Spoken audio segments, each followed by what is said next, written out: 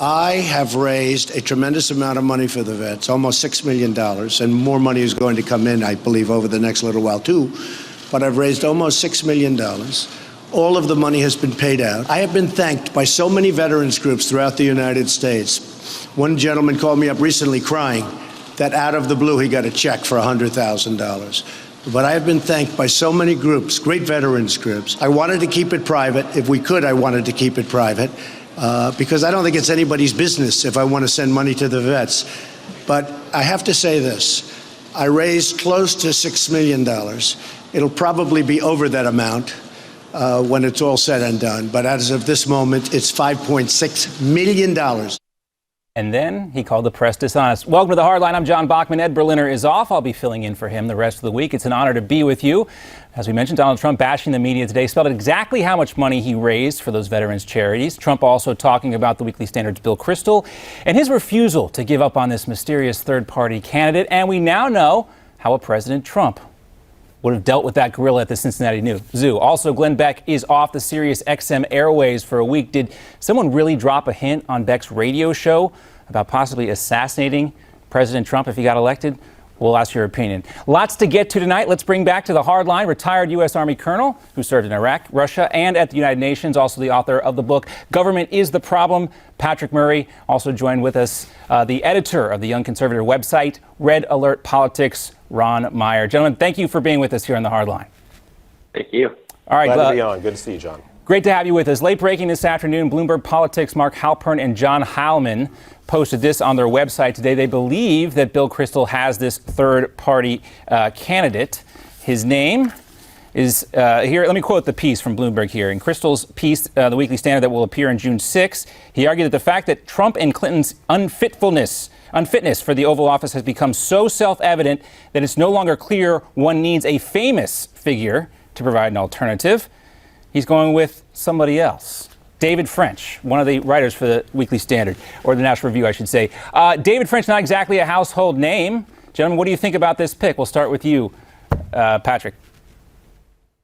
Well, it's good to be on, John. Look, I know Bill a little bit from my political campaigns, and I've just got to say I'm pretty disappointed. Donald Trump has won this primary, as Mitch McConnell himself said today, the old-fashioned way. He got the delegates. He got the votes that he needed. We need to unite and move forward. Any kind of third-party candidate that tries to come in and siphon off conservative votes only helps Hillary Clinton. Now, having said that, it's going to be tough for these guys to get on the ballots in many states at all. So I think it's a little bit of an exercise in futility. They should just suck it up and realize that Donald Trump is the nominee and get behind him to defeat Hillary Clinton. All right, Ron, what do you think about this idea of David French as this candidate that Bill Kristol keeps talking about? Well, I had to figure out who he was first. I think I'd written some. I'd read some of his pieces before, but I hadn't really heard of him before. I think Bill Kristol probably has more name ID than he does. I think that's what a lot of us are wondering. And in full disclosure, but Kristol says we don't need a famous person right now. That it should be so self-evident when you look at Hillary Clinton and Donald Trump that both of these folks are unfit for office. That anybody else should be the alternative. Well, if it's a none of the above, I mean, we have other third-party candidates who will actually qualify in all 50 states. The Libertarian Party will be on all 50 states. Gary Johnson will be their nominee. And we're going to talk to Governor Johnson here in a little bit. That's a great point. Well, and he's actually been rising in the polls. 18% of millennials favor him right now and 10% of the general public. And so that's why I don't really understand Kristol's move here. I think what he wants is a neoconservative candidate. And the problem is the only neoconservative left on foreign policy is Hillary Clinton. I think that's the embarrassing thing to admit. Is that we actually have a candidate on the Republican Party who's relatively sensible, who still thinks we should have a strong foreign policy, but not necessarily be involved everywhere. And I think that has Kristol a little bit concerned, a little bit worried. Well, sure. I want to talk about Donald Trump because he's hinted with this third-party run, too. Let's take a listen to Donald Trump. This is him back in March on Morning Joe. Take a listen. I am watching television, and I am seeing ad after ad after ad put in by the establishment. Knocking the hell out of me. And it's really unfair. I want to tell you something. But if I leave, if I go, regardless of independent, which I may do, I mean, may not. But if I go, I will tell you, these millions of people that joined, they've told them. They're all coming with me. All right. Also, just last month on CBS's Face the Nation, here's Trump again. I signed a pledge. I've been very good. I've been very straight and honest and honorable, and they're not treating me well. I don't think it's fair the way that the establishment is treating Donald Trump. I'll be honest. And I signed a pledge, and I will, abide by the pledge unless they default. But as far as I'm concerned, they're defaulting. So, guys, does it hurt Donald Trump's argument today? He's talking about unifying the party. He called he called Crystal a loser. Does it hurt his case that he has also threatened to leave to run a third-party candidacy? Patrick? No, I don't think it does at all, John, and I'll tell you why. Look, Mr. Trump is the Republican nominee now, and he did sign the pledge. He adhered to it. I think that just shows that Mr. Crystal is not looking at reality and seeing what we're dealing with here, and that is that Donald Trump is the Republican nominee. And by the way, he has faced hundreds of millions of dollars of attack ads from the right and only gets more popular with his base, who feels that the Republican Party, the establishment wing of the Republican Party, which Mr. Crystal is a part of, has left them, that they do not represent them anymore. And that's one of the reasons why Donald Trump is so popular on the right. All right. There's another story I want to talk about, too, that involves Donald Trump. And as we've reported many times here on Newsmax TV, Glenn Beck, no fan of Donald Trump, a big part of the Never Trump movement. He has now been suspended for the rest of the week because of something that novelist Brad Thor said during his SiriusXM radio show. Let's take a listen. It is a hypothetical I am going to ask as a thriller writer. With the feckless, spineless Congress we have, who will stand in the way of Donald Trump overstepping his constitutional authority as president? If Congress won't remove him from office, what patriot will step up and do that if he oversteps his mandate as president, his constitutional granted authority, I should say, as president? Well, Sirius released this statement. SiriusXM encourages diversity of discourse and opinion on our talk programs, the company said in the statement. However, comments recently made by a guest on the independently produced Glenn Beck program, in our judgment, may be reasonably construed by some to have been advocating harm against an individual currently running for office, which we cannot and will not condone. Ron, do you hear that in that statement?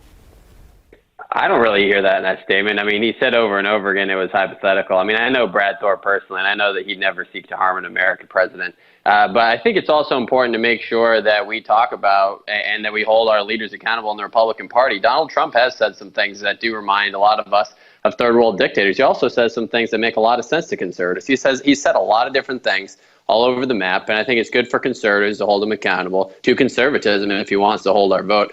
Certainly I think young conservatives are open-minded to voting for Donald Trump. I'm open-minded to voting for Donald Trump, but he has to convince us. That rhetoric, I think Brad would admit, was over the top. He probably regrets saying it. But at the end of the day, when you say some of the things like, we're going to go after individual companies or we should be beating up people, it's just things that Donald Trump has even admitted now to Megyn Kelly that he regretted saying.